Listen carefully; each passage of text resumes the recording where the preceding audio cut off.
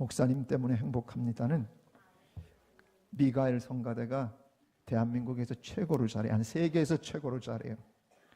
난 그래서 미가엘 성가대가 엄청 좋아요. 왜? 나 때문에 행복하다고 그러니까. 제가 이 얘기를 왜 하는 줄 아세요? 여러분, 하나님 때문에, 주님 때문에 행복합니다, 주님 사랑합니다, 이 고백, 여러분 다른 사람이 아빠, 엄마 사랑해요, 그리고 남편, 아내가 여러분 사랑한다고 하면 기분이 좋아요, 좋아요? 좋죠. 하나님도 똑같으셔요. 우리 자녀들, 이 땅에 보내놓은 이 자녀들이 하나님, 주님 때문에 너무 행복해요, 감사해요 라고 여러분 고백하고 사랑한다고 고백하면 하나님이, 내가 이분 안 봤는데 하나님의 입이 이렇게 되셔요. 너무 행복해 하시는 거예요. 그래서 여러분이 정말 진심을 담아 주님 때문에 행복합니다를 고백해야 되는 거예요. 그냥 습관적으로 주님 때문에 행복합니다 고백을 담아서 올려드려야 돼요. 다시 한번 합니다. 주님 때문에 행복합니다. 당신 때문에도 행복합니다. 행복합니다.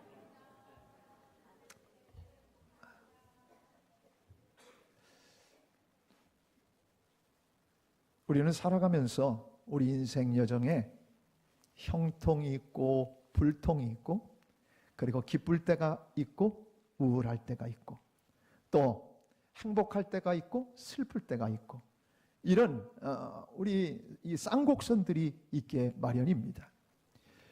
어떤 믿음의 사람도 행복하고 그리고 형통함은 있던 거 아닙니다. 우리 믿음의 조상들을 살피고 들어가 보면 다 우여곡절 많은 인생길을 걸어갔습니다.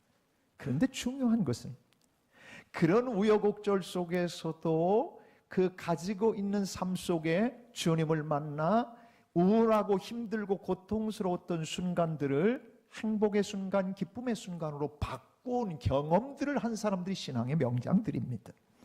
오늘 이 시편 30편 말씀은 여러분이 잘 아는 다윗 왕의 고백입니다. 다윗 왕이 어떤 상황 속에서 이 고백을 하고 있는지 3절을 보면 잘 나옵니다. 3절을 한번 봅시다. 여호와여, 주께서 내 영혼을 스올에서 끌어내어 나를 살리사 무덤으로 내려가지 아니하게 하셨나이다. 여러분, 죽음이라고 하는 거, 무덤, 그리고 스올은 지옥을 얘기하는 거예요. 그러니까 사람이요, 지옥의 고통, 죽음의 고통까지 갔던 거예요. 다윗이 죽음의 고통, 이 너무 심한 고통 속에서 하나님을 경험한 이야기가 오늘 시편 30편의 얘기입니다. 그런 죽음의 고통, 더 이상 백약이 무효인 상태로 사경을 헤매고 있을 때, 그런 때 결국 어떻게 됐습니까? 하나님은 다윗을 그 가운데서 끌어내 주십니다. 오늘 1절 말씀 한번 볼까요? 1절에 뭐라고 말씀하나? 여호와여, 내가 주를 높일 것은 주께서 나를 어떻게 했다고요? 끌어내사. 3절도 보십시오. 3절도 또 여호와여, 주께서 내 영혼을 스올에서 어떻게 했다고요? 끌어내오라고 그랬어요. 끌어내요. 이 끌어낸다고 하는 이 단어는 이 달라라고 하는 단어입니다. 예, 이 단어가 어떤 의미냐면 우물에서 두레박으로 끌어올리다, 그런 의미입니다. 여러분, 옛날 우물 길었던 경험들이 있으실 거예요. 우물물을 기르려면 두레박으로 건져 올립니다. 하나님께서 저 우물, 저 깊은 곳에 수렁 속에 빠져 있는 것 같았던 다윗, 그 다윗을 우리 하나님께서 우물 속에 빠져 있는 그 다윗, 도대체 자기 힘으로는 올라올 수 없는 그 상황에 있던 다윗을 두레박을 끌어올리듯, 감이 이제 정초부터 감이 좀 없으십니다. 예, 다른 분들은 가만히 있으세요. 다시 합니다. 다윗이 우물 속에 깊이 들어가 있었는데 그 들어가 있는 수렁에서 하나님께서 두레박으로 끌어올려 주셨다는 얘기입니다. 그러니까 하나님은 어떤 분이냐? 두레박, 우리의 우물 속에 빠져 있고 수렁 속에 빠져 있는 우리들을 결국은 끌어올려 주시는 하나님이 우리 하나님이십니다. 끌어내시는 하나님이 우리 하나님이십니다. 그 속에 처박혀 그냥 있어라, 그러는 하나님이 아니라는 거예요. 다윗은 자기 인생에 너무 힘들었었는데 하나님이 자기를 끌어내 주시는 것을 경험했다는 겁니다. 여러분 살아가면서 여러분의 삶도 하나님이 여러분 어려울 때마다 끌어내 주시는 것을 경험하는 여러분 되기를 주의 이름으로 축복합니다. 어떤 때는 하나님이 내 인생에 이거 노여워하시는 거 아닐까? 하나님이 어떤 때는 나에게 화가 나신 거 아닐까? 하나님이 나를 치시는 건 아닐까? 우리는 어떤 땐 살아가다가 그런 생각을 할 때가 있습니다. 어제 어떤 권사님 이야기를 제가 들으면서 네 살짜리 아들이 교회 차량에 치여가지고 갈비가 다 나간 거예요. 다 나간. 그래서 그 아이를 위해서 기도하면서 하나님 앞에 엎드려서 회개만 했대. 회개. 왜 회개하게 되냐면 하나님 앞에 내가 잘못 살았나? 막 무슨 상황이 벌어지고 그리고 일들을 만나면 하나님이 나를 치시는 거 아닌가? 이런 두려움이 우리가 사로잡히는 거예요. 여러분 다윗도 지금 자기가 죽을 직전에 가니까 하나님이 나 치시는 거 아닌가? 그런 염려, 근심이 마음속에 들어왔어요. 그래서 뭐라고 얘기하냐면 5절에 보니까 그런데 그 생각을 하다가 다시 하나님의 마음을 읽기 시작했어요. 어떻게? 그의 노염은 잠깐이요. 그의 은총은 평생이로다. 지금껏 살아오면서 느껴본 건 그거예요. 하나님이 가끔 자기를 야단치실 때가 있었지만은 그러나 그것은 잠깐이지. 그의 은총은 평생 나를 뒤따라왔는데 하나님이 나를 야단치실 때는 잠깐뿐이었다는 거예요. 여러분이 살아오면서 인생에 힘들고 어려운 순간들 만나셨을 거예요. 야, 하나님이 날 돌아보시지 않는 것 같은 그런 생각들 들 때 있어요. 근데 여러분 어떻던가요? 여러분 자녀들 키워보셨죠? 그리고 여러분이 부모에게 사랑과 야단을 맞으면서 자랐을 거예요. 야단 한 번도 안 맞고 자란 사람 손 들어보세요. 다 야단을 맞고 자라요. 이런 때 손 들면 안 돼요. 분위기가 이때는 손 안 드는 거예요. 여러분이 어렸을 때 어떤 때는 야단을 맞고 막 그랬어요. 저희 아버님한테 야단 맞은 적이 있어요. 맞았는데 어렸을 때 회초리로 맞았어요. 근데 회초리로 맞을 때 어떤 때 맞았냐면 내 여동생하고 짜그락대고 싸운다고. 부모가 보기에는 아무튼 간에 형제들끼리는 너무 사이가 좋아야 되는데 형제들끼리 짜그락대고 싸우는 것은 이거는 야단을 쳐야 될 일이에요. 그래서 저를 회초리로 때리셨던. 그래서 그 다음부터는 저희 아버님이 안 계실 때 싸우기로 했습니다.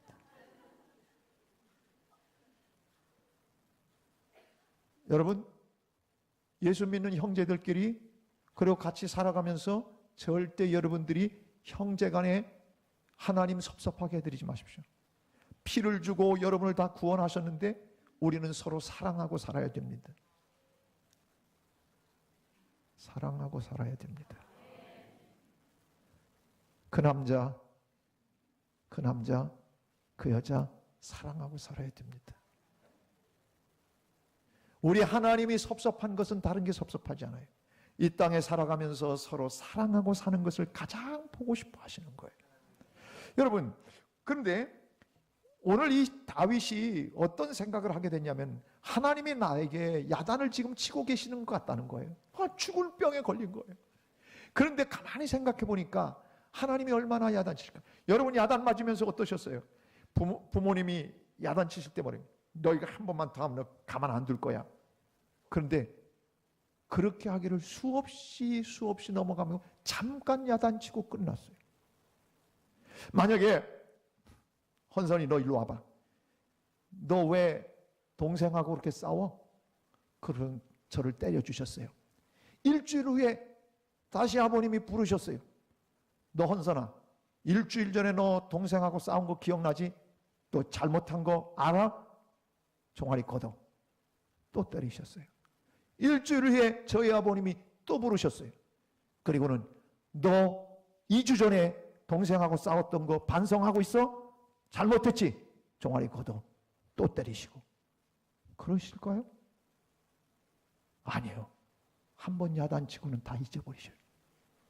무슨 얘기인 줄 아세요? 사랑하는 사람에 대해서는 노여움은 잠깐이에요. 여러분 자녀들 키우면서 여러분들이 노여움을 있었다도 잠깐이에요. 그리고는 계속해서 사랑하고 아껴요. 그게 부모의 마음 아닙니까? 하나님의 마음이 어떠실 것 같아요? 하나님의 마음도 동일하신 거예요. 우리를 사랑하시는데 얼마나 사랑하냐면 어떤 때는 잘못 가기 때문에 그래서 하나님이 어떤 때는 야단을 치고 싶으실 때가 있어요. 그래서 어떤 때는 나를 타치하셔요. 이거 아니지? 근데 하나님이 연속해서 계속해서 야단치시던가요? 아니에요. 잘 되는 집은 이런 집이에요. 아빠가 너 이놈 이리 와. 그래서 야단을 치면 그러면 엄마가 옆에서 여보 그만해 애 죽겠어 그만해 말려야 되는 거예요. 그렇잖아요. 안 그래요 여러분의 집은? 그놈 아주 쌤통이다. 아주 그냥 아빠한테 직사게 맞아야 된다. 너는 아주 그래야 된다. 그러면서 박수 치는 엄마 있어요? 그런 엄마는 레드카드예요. 레드카드면 아예 내쫓는 거니까 옐로우 카드예요. 엄마가 심하게 해야 되면 여보 그만해. 왜 그런 줄 아세요? 사랑하는 내 자녀, 내 아들, 딸들은 잠깐 놓여온 거지 영원토록 놓여온 거 아니에요. 하나님의 마음이 동일한 거예요. 오늘 다윗이 그걸 깨달은 거예요. 그래, 하나님이 나에게 화를 내고 계시다면 그건 잠깐이다. 잠깐. 그러나 이 잠깐이 지나면 하나님은 반드시 내 일평생 지금까지 은총은 평생 나에게 주셨고 화내시는 것은 잠깐이다. 이걸 아니까, 하나님의 진심을 아니까 다윗이 두려움이 사라지기 시작한 거예요. 살아가다 여러분, 나는 왜 이렇게 깊은 나락에 떨어져 있을까? 나는 왜 그렇게 불통의 순간에 나는 이렇게 오래도록 있을까? 그런 사람들이 있습니까? 나는 왜 그렇게 질병의 고통에 오랫동안 시달리고 있을까?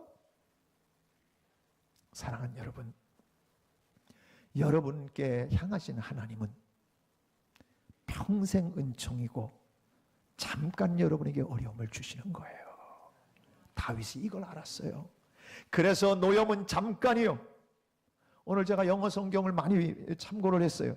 노염은 잠깐.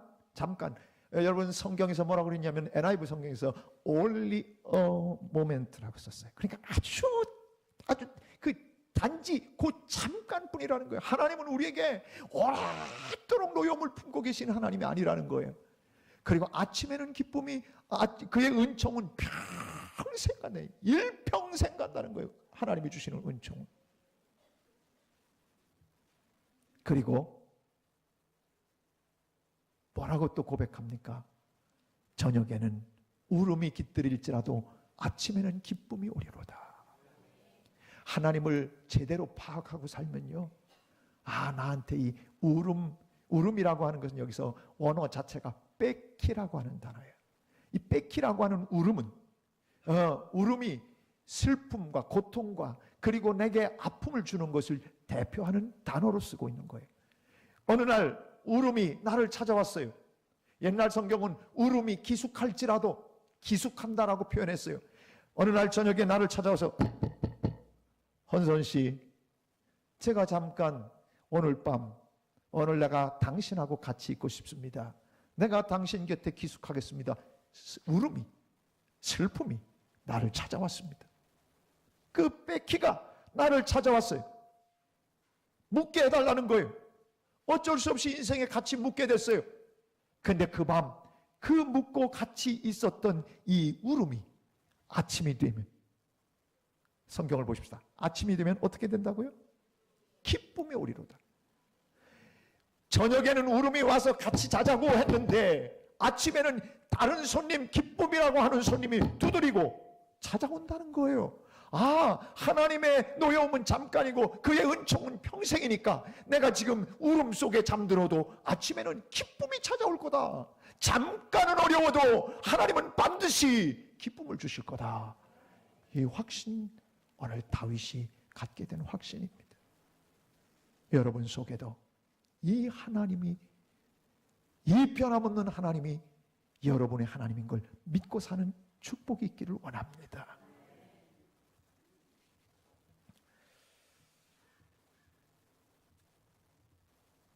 하룻밤 짧은 시간만 지나고 나면 기쁨이 오게 된다는 이 확신을 갖고 있는 다윗의 모습.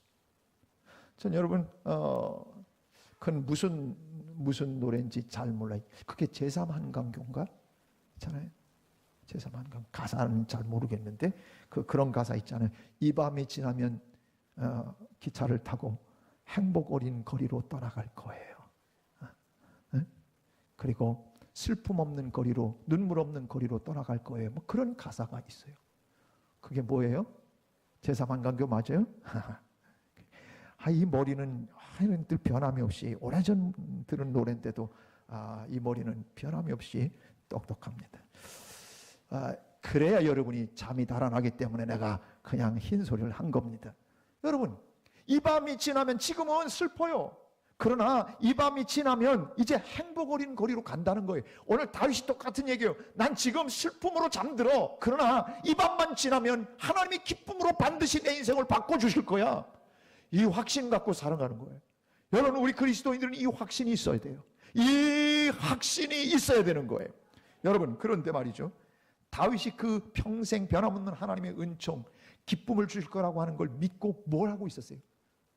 여러분, 그냥 자빠져 잤습니까? 오늘 뭘 했나 봅시다. 여러분, 2절을 한번 보세요. 2절, 본문 2절을 보면 그가 했던 일이 나옵니다. 시작.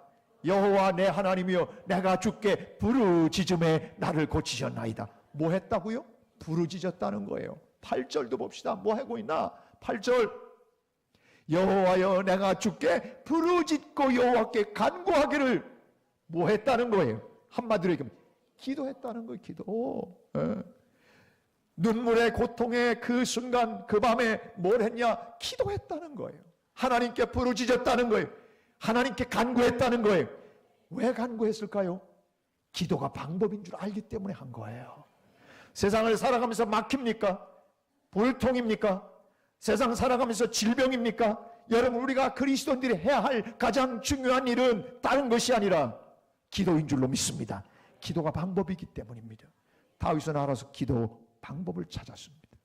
그래서 다윗이 위대한 거예요.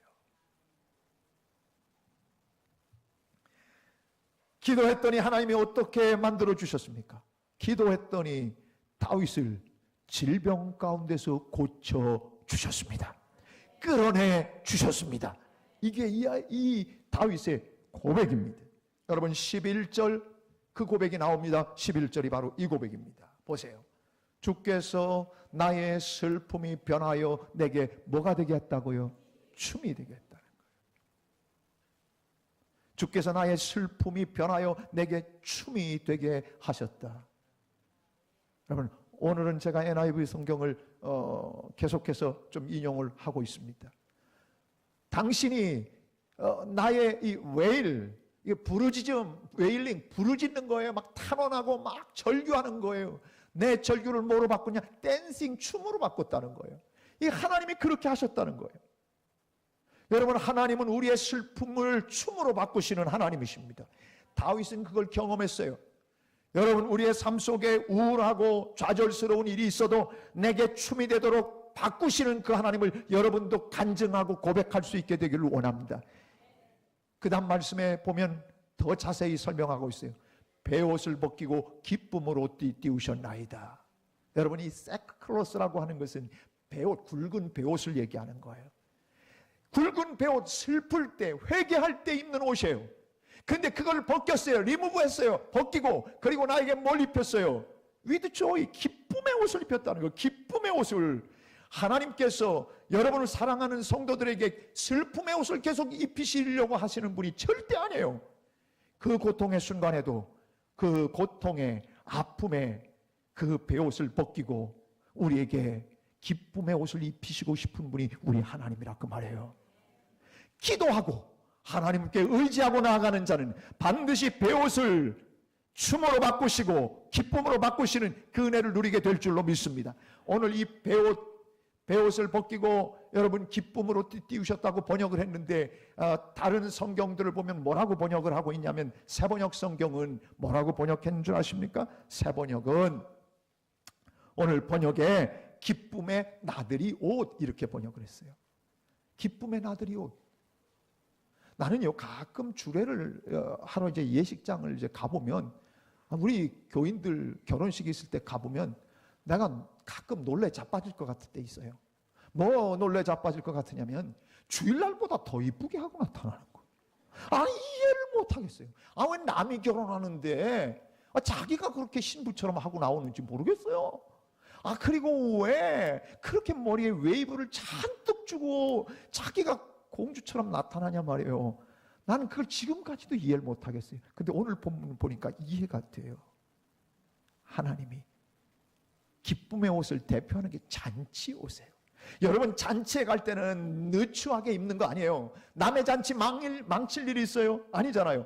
잔치 옷, 나들이 기쁨의 옷은 최고의 옷을 입는 거예요. 앞으로도 머리 세우고 오세요. 나들이 옷, 기쁨의 나들이 옷, 잔치 옷, 이것이 하나님이 입혀주는 옷이라는 거예요. 얼마나 좋은 옷이에요. 인생살이를 살아가면서 우리가 갖고 있는 이 베옷과 같은 슬픔과 어두움의 옷, 좌절의 옷, 오늘 하나님이 기쁨의 옷으로 여러분을 바꿔주고 싶어 하십니다. 그 영상 하나 좀 보여드릴게요. 여러분이 다 아는 영상인데 잘 나올지 모르겠습니다.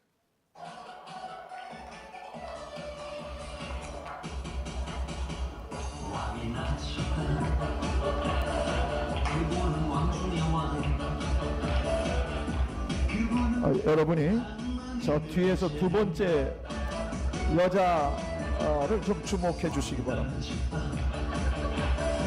그분은 사랑의 왕, 왕백성을 향한 사랑의 메시지. 모든 백성은 소리 높여 외쳐라. 춤추며 기뻐 찬양하라. 어두워진 세상에는 왕 중의 왕이 사랑의 왕이 집이 찾아오셨다.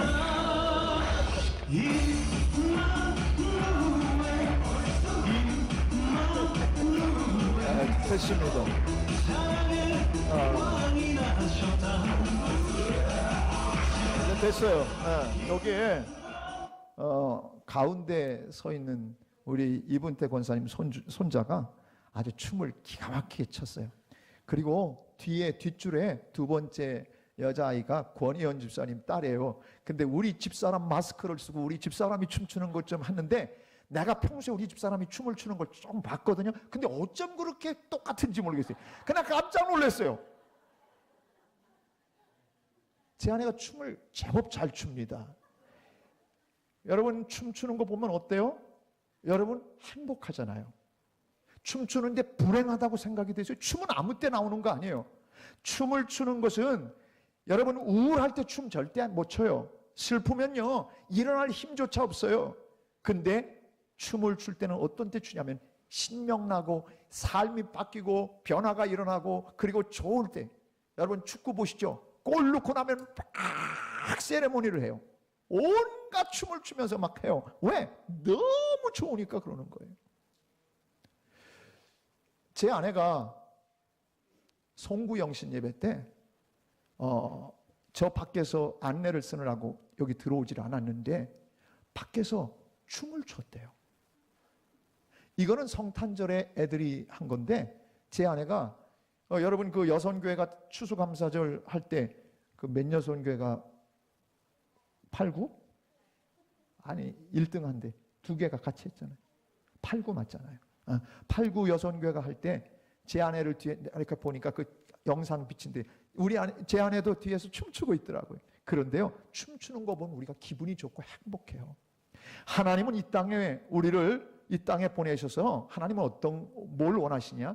우울하며 찡그리며 쭈그려 박치고 인생의 모든 고통은 자기가 지고 있는 것처럼 그렇게 살아가는 거 하나님은 원하지 않으셔요. 하나님은 이 땅에서 춤추며, 오늘 예레미야 말씀도 마찬가지예요. 예레미야 말씀도 바벨론 포로로 잡혀갔던 거예요. 그런데 돌이킬 때에 처녀들이 춤추고 그러면서 즐겁게 춤추게 만들겠다는 거예요. 하나님은 우리를 춤추게 하시려고 하시는 분이시지, 우리로 하여금 우울하게, 그래서 우울증에 걸려 살게 하시는 분이 우리 하나님이 아니라는 거예요. 제 아내가 춤을 춘 이유가 있어요. 송구영신 예배를 맞이하니까 자기 나이가 60이 됐더래요. 60이 됐는데, 여러분, 오래전에 알았던 사람들은, 오래전에 제 아내의 그 모습을 아는 사람은 느꼈을지 모르겠어요. 저는 같이 살아봐서 알아요. 저 여자가 그 세상 떠날 것 같았어요. 그리고 나는 새장가를 가려나 생각했어요. 근데 여전히 살아있는 거예요. 무슨 얘기인지 아십니까? 자기가 진짜 이렇게 병주거리로 종합병원으로 살면서 8년 천식, 협심증에, 그냥 류마티스 관절염에 젊어서부터 너무너무, 그리고 우리 교회 와가지고 그냥 제자훈련 많이 하다가 그 온 병, 차가운 병 때문에 에어컨도 못 틀고 살았다고 그랬잖아요. 올해야 에어컨 틀었어요. 제가 자동차 에어컨을 같이 태우고, 여보 나 더워, 좀 에어컨 좀 틀어. 그런데 말이죠, 생각해 보세요. 60을 살았더라는 거예요. 자기처럼 병주거리가 60을 이제 60, 놀라지도 않으셔. 60을 살아서 너무 그게 감격스러워서 뒤에 송구영신 예배 때 뒤에서 춤을 췄대요, 여러분. 60을 살았는데 춤이 나오면 70을 산 분들은 어느 정도 춤을 춰야 돼요? 80을 산 분들은 얼마나 춤을 춰야 되겠어요? 하나님이 여기까지 살게 하셨으면, 그리고 내 삶에 때때로 어려움이 있었으나 기쁨으로 띠띠우시고 슬픔이 변하여 춤이 되게 하셨던 그 하나님 때문에 여기까지 왔다면 우리가 춤을 춰야 마땅하지 않느냐는 거예요.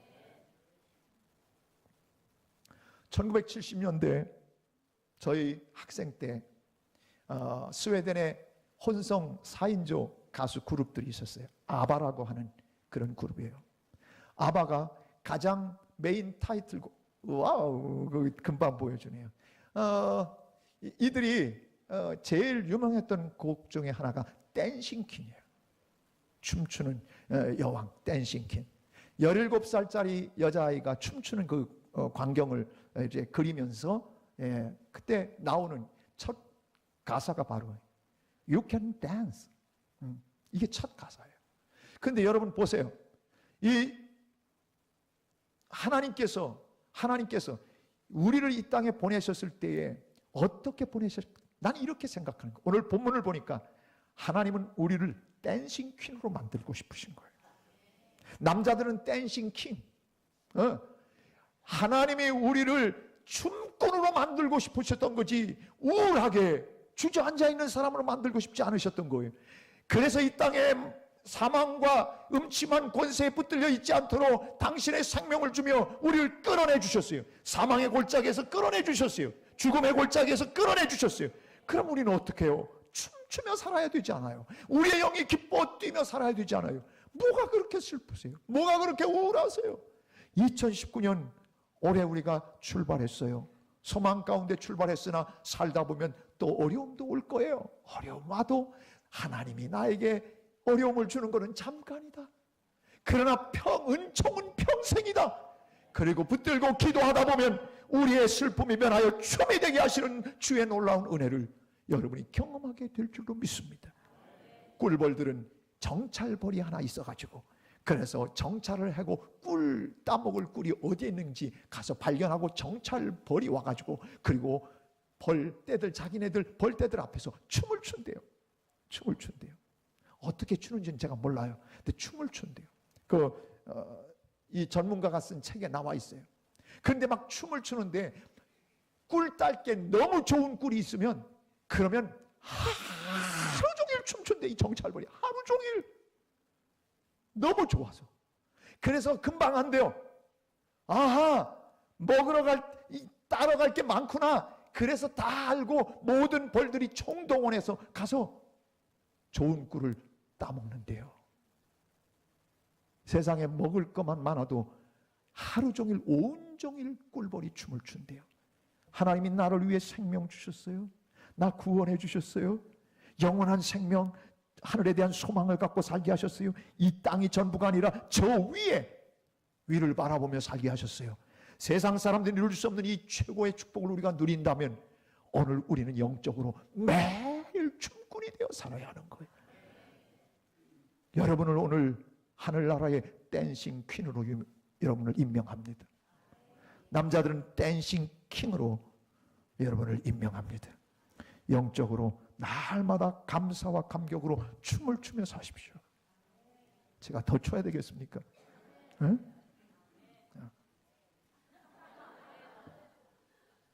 하나님은 이 땅에 우리를 보내시고 댄싱 퀸, 춤꾼으로 만들고 싶으신 거예요.